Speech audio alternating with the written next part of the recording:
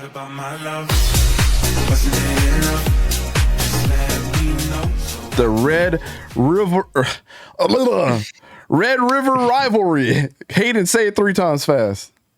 Red River. You can do it one time. I tried to tell him, man. Try to tell him. Hey, do you got that like quote I said earlier that we made earlier in the month What quote? about this rivalry? No. This is the Big 12's last year making money from this. Oh, yeah.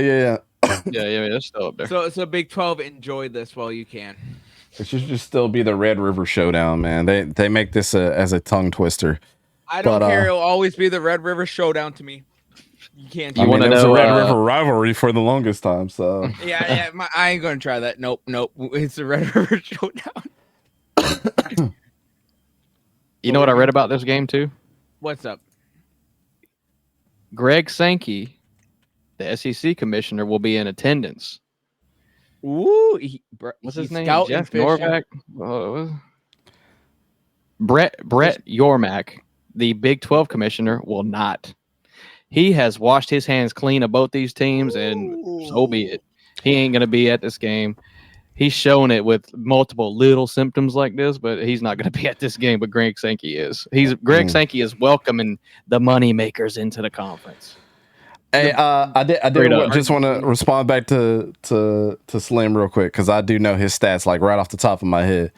My boy, Gage Larvadane, had 8 catches for 80 yards against your Miami Hurricanes.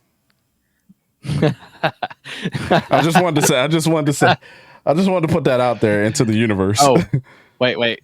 I don't know if any of y'all knew. Slim does not think there's any good team in the country. They all are garbage. Except Miami. Miami's top 10, but that would just mean Gage Lavardin just, caught 8 passes, 80 yards on Miami's amazing team. So I don't know. Just go watch Greg. What do I know? Gage Larvadane, man. He's Larvadane, Lavardian, whatever. Lavardian sounds cooler. Leviathan. Gage Leviathan. He was Leviathan against Miami's defense, though. The fact he said the other Miami is great. All right, so I mean, it is true though. I can't disagree with him there. I know that's so stupid. But Fishin, give us your prediction for this game. Who you picking?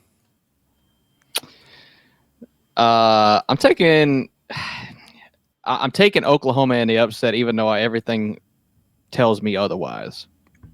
Everything tells me otherwise. Boy, if you don't, Jalen Ford tells me otherwise. Anthony Hill tells me otherwise. Jonathan Brooks and C.J. Baxter tell me otherwise. Xavier Worthy, A.D. Mitchell, Jatavion Sanders, I think, is not playing in this game, so that that'll be more of a challenge. But this is going to be really interesting though, because this is Brent Venables' defensive mind versus Steve Sarkisian, one of the best play callers and play designers in the country too. With both of them with great quarterbacks, Oklahoma, like we talked about earlier, a well improved defense. Their defense is top 10 at this point, I believe, but so is Texas's. Texas's, I think, is the second most efficient defense, like per play efficient defense in the country. So this is really tough. I just automatically assume that Texas is going to win a game every year, and I guess it's just I don't want to be burnt by Texas again and believe in them. Yeah, and I also believe in Dylan Gabriel a lot, so that's why I'm picking this. But man, it's pretty tough though. I'm just going to go ahead and with Oklahoma not having a run game, it's kind of tough to pick, but I'm just going to go at it for the upset and just literally do it just because, I guess. I mean, to be honest with you. Well, Oklahoma is a favorite in this game according to ESPN, but ESPN. What? Yeah, it should be Texas. Yes, they are 84% favorite.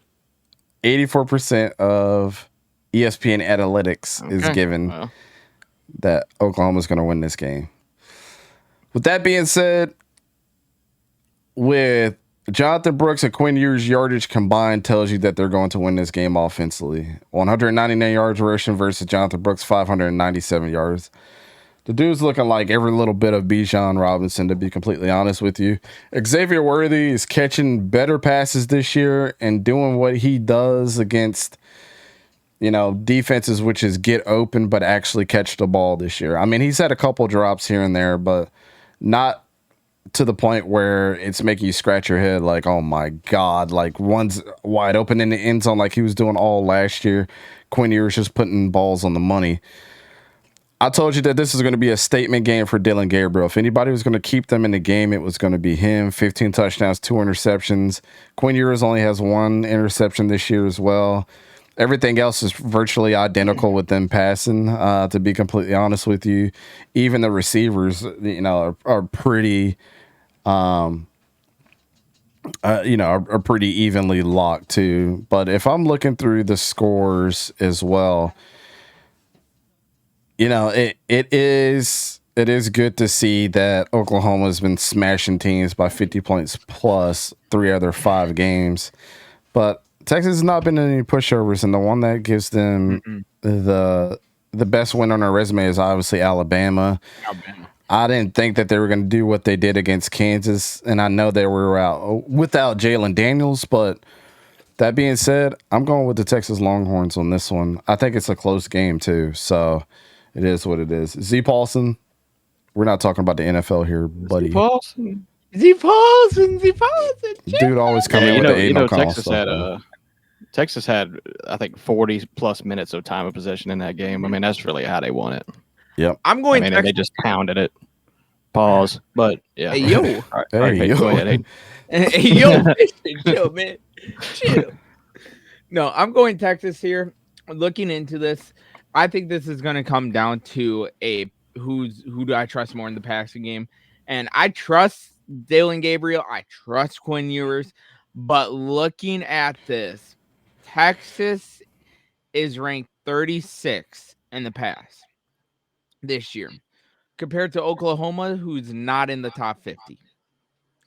So I think what it's going to come down to is the passing defense of Texas is going to get the stop that they need versus Oklahoma compared to Oklahoma with Quinn Ewers. Got it. So I'm going to go Texas here.